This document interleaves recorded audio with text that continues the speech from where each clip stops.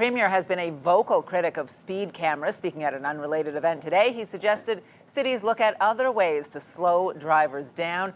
It's a doubling down after earlier this month, the Premier said he would take matters into his own hands. CTV's Stefan joins us live with more. Steph.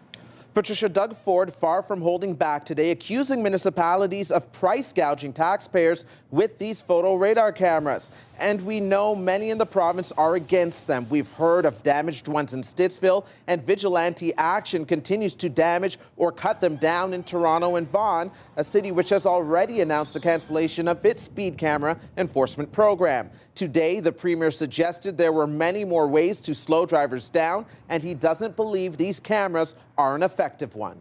I had an opportunity to call the chief yesterday that put that letter out. He's the chair, and he's doing his job.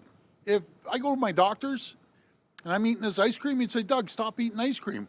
But there's better ways to slow down traffic than gouge the taxpayer. This is nothing but a tax grab, folks. Speed cameras do not slow people down that are driving through a community or driving down the road for the first time. So I'm going to teach them how to do it next week.